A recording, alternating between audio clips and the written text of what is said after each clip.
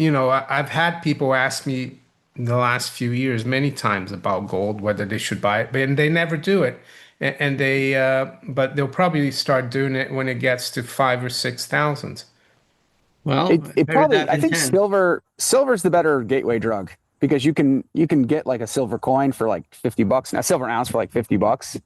And it doesn't feel like you're putting $3,500 into something. First of all, a liquidity crunch that's caused by the failure of some institution or a country or a collapse of some major institution. So when a country fails or a large institution fails, suddenly a bunch of assets cease to exist. And that means everybody else on the planet has to rebalance their books. And when they rebalance their books, net net, they're selling stuff to rebalance. So in such a situation, everything goes down, including gold and gold mining stocks. But it's only going to be temporary because it's only a question of time, because this is a serious event, that the central banks step in and reflate the systems. Global markets are entering a fragile phase where liquidity pressures, central bank interventions, and economic distortions are converging simultaneously. Investors often underestimate how quickly confidence can vanish when institutions or nations falter. The ripple effects force a global rebalancing, pushing nearly every asset class lower in the short term, even traditional safe havens like gold. Yet, history shows that such corrections are temporary. As central banks inevitably step in with more liquidity injections, reflation takes hold, and gold and silver often emerge stronger than before. MarioInnecco, a seasoned analyst known for his insights on monetary history, joins Clive Thompson, a market observer focused on global economic cycles.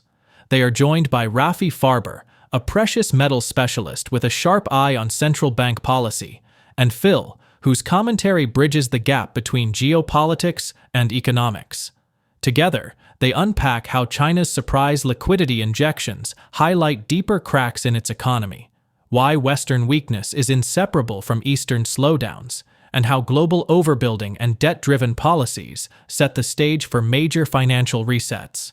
Now, we present the clips from their interview. Before we continue to discuss this, please subscribe to our channel and activate the bell icon for timely updates. Thank you, and enjoy the video. The PBOC, because they announced on Friday, I think, yeah, Thursday or Friday, that they're going to inject $1 trillion through the reverse repo. And this was not expected, and it's really unusual, and it's like $140 billion. So maybe they have some problems already in China, and I think they have problems as well in the US and Europe especially. So I wouldn't be surprised that in the next 3 to 6 months we see some kind of liquidity crunch and QE again. I don't know what you think about that, Rafi. I'll let you. Just a technical point here. I think this is the case. I think when China refers to reverse repo, they mean what we would mean by repo. I think they're buying the government bonds from the banking system and injecting cash into the banks. I Yeah, think so US is the other that's what way we would around. call repo in Yeah, China they yeah, call it reverse repo. yeah, Whatever. It means they're injecting cash into the banking yeah, system. I yeah. didn't hear about this. China is they're like on a different wavelength because their interest rates are going down and down and down, and the West interest rates are going up and up and up. I still think that when the West falls, China falls with it because they are the producers and we are the consumers. So if the consumers fall, the producers fall too. Like if you lose your customers, you lose your income. Or if the currency collapses in which you're getting your income, then you lose your income also. Why China would be injecting cash now? I mean, we know. I mean, the place is very opaque. It's still communist, except for the special economic zones that they allow freedom in, so they can supply the West with a bunch of stuff, so they can stack more dollars. But China's economy has been so fake for so long, and they still have these ghost towns and this whole real estate bubble throughout the whole country, and it's still like a very corrupt, disgusting regime. I mean, we're not allowed, we don't really say that because the West gets most of its stuff from China, but that's still the reality and it's gonna have to go. Not very different though from our regimes. That's true. No, I guess in the way it functions, no, but at least, I mean, the West still has an idea of individual liberty, whereas I don't think the Chinese see that as a value at all, other than maybe a temporary expedient. There's still a feeling in the West that individual liberty is a good thing in and of itself. In China, that was never there. Do you Well, think it's going to the affect things, the Chinese injection of funds, or? I mean, they want to reflate the economy. The China's suffering obviously from the slowdown in sales to America on the one hand, and secondly, the way of saving traditionally in China has been by buying apartments. So many Chinese people bought apartments, and now suddenly they're finding that the bottom's fallen out of the market because there's far more apartments or houses, if you like, than there are people to occupy it, and the population is not rising anymore. So the and a lot of building companies have left these blocks of apartments which they're building and that people have paid for. They're half empty. So suddenly everybody is now drawing in their horns saying, oh my God, my traditional form of saving isn't working. And they're not willing to spend money on things. And they want, so the Chinese government definitely has to reflate the economy. I think we're going to see more of that. I think that's just a first step, and we'll probably see more money thrown at the economy sooner or later. Phil, what's your view on China? Yeah. Oh, yeah. There's a lot of people who think that China is somehow eating our lunch, that they've somehow outsmarted us. And I think your friend King Kong Eric Young is talking about the rest of the century is going to be the Chinese century, where China's going to move to the forefront. Yeah, I I don't think I don't Jim think that's true Rogers at said all. that too, didn't he? Jim Rogers, I think, yeah. Yeah, I don't think that's true at all. I think we're going to see. I mean, we're all going to go down together. It's not like it's not like we're going to do fine and they're going to collapse. They are holding enormous amounts of American dollars. We took all their stuff and we gave them dollars, which we're going to default on, and so all the people holding dollars are going to be completely broke over there. Not to mention they have overbuilt their industry, and maybe some people say, well, it's better to be overbuilt than underbuilt, but they're going to have a bunch of factories with absolutely no one to sell to because we are broke. America's broke, so we can't buy any more Chinese stuff, and there's not going to be anything in China to sell. There's not going to be anyone to buy. They can maybe sell domestically to their gold holders, and gold and silver holders, but most of the Chinese are also broke because instead of going to gold, they bought a bunch of real estate. So to say that if you think the Communist Party of China is somehow doing better than us, then we should not have a free society. Then communism works, right? If you think if you think China's beating us, then that means communism works, and maybe we enjoy our personal liberties better, but communism is now a better state. And Well, I didn't say that. Yeah. I'm just I know you didn't. There are Chinese. I'm Chinese just reporting on the injection of funds. But Yeah, absolutely. I think China, though, has a lot more gold than they tell us publicly. They've got a lot more than 2.3 thousand tons. That's also not a good. That's not necessarily a good thing because Yeah. gold has having lots of gold in a system. I'm not talking about a person because people mistake what I'm trying to say. For a person, yes, you always want to go seek out as much gold as possible. When a system has a lot of gold revolving around it, you only get two things. You get more jewelry and you get higher prices. So if China reveals they have 30,000 tons of gold, like we think they might, then that means prices in China in gold terms are going to be sky high, and prices everywhere else are going to drop like a rock because we will want to sell them stuff to get their gold. Now, what's that going to do to Chinese industry? It's going to collapse it. Chinese export-based industry when prices are sky high in China. So they have all kinds of problems on their end too. It's not like they are not outsmarting us. They're not outsmarting the system. The system is stealing from everybody around the entire world. And we Americans are sitting in drowning in debt. And in China, they're slaving away for American debt that's not worth anything. So they're slaving away for nothing. Yeah. Yeah, that's true. The conversation around precious metals constantly circles back to trust. When a system claims to back digital tokens with gold, but offers returns without transparency, It begins to resemble the very schemes investors hope to avoid. True credibility comes when storage costs are openly charged. Even then, verification is critical. History has shown that even large financial institutions have failed to deliver on such promises when tested. That is why physical metals remain unmatched. Silver, especially now, is gaining momentum. With breakout signals on the charts and the US considering designating silver as a strategic mineral, the stage is being set for a structural shift. A government stockpile would place a permanent floor under the market, while industrial demand in electronics and defense continues to rise. The dynamics point to acceleration ahead, and ignoring it could mean missing the early stages of a historic move. Let's get back to the interview. Look at your gold for you. Like if you want somebody to hold your gold for you, you have to pay for that service.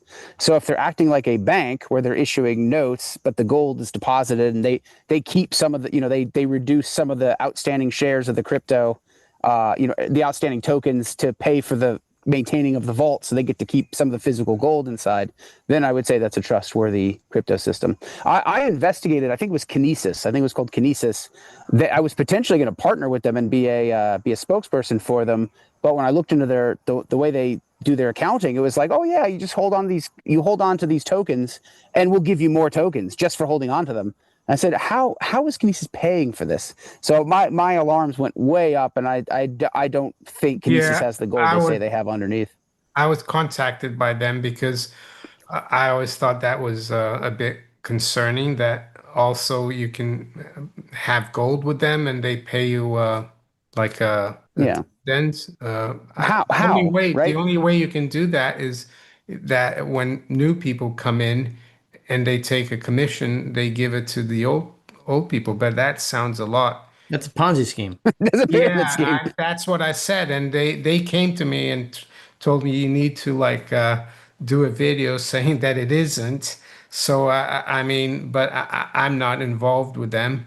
I'd rather a company that stores gold for me digitally, like Glint, for example. I'd rather they charge me for it, and they do, because it shows that they're That's honest. Yeah. yeah, even though years ago, I don't know if you guys remember, Morgan Stanley used to have a silver service in New York where you could store physical silver supposedly, and they charged storage every year. And then one year, people tried to get the silver and they didn't have it. They paid millions of dollars in fines. So even if they're charging you storage, it could be a lie. So you can never, like Clive said, you can never trust people fully, unfortunately. Yeah, but if they're not charging you storage, it's definitely a lie. But if they are charging you storage, you still need to check on it regularly. That's right. Oh, I've got this other chart here. Is silver as a percentage of the gold price. And we've broken out of this wedge, but there's this line here from 2011. I think we're right near there, but it just got a lot of potential, I think. And I think once silver, I mean, not that gold isn't breaking out already, but I think silver will accelerate. And like Phil said, for people who haven't bought gold, I guess silver will be the alternative. Well, on the 25th of September, the consultation period over whether silver should be a strategic mineral in the United States will finish. And assuming there's no strong objections to that, and the government goes with what's already been decided to put silver on strategic minerals, they'll have to start building a silver stockpile. And we don't know how big that stockpile will be. Obviously, in the past, it was 2.1 billion ounces, which was like nearly 3 years mine supply at the moment. But if they start building it, it'll take them many years to build it. But I think it'll put a floor on the silver price if that goes through and they start buying. And they need to buy because according to all accounts, the military has now got zero stockpile of silver. There's a big electronics industry in America as well. And, if there's a disruption in the supply from Mexico, which is where they're getting most of their silver from, it would be very disruptive to American industry. They put a number on that. I can't remember how much it was, but it's in the paper about the silver being a strategic mineral. But the loss to the American economy was many hundreds of millions of dollars, and I don't remember the figure.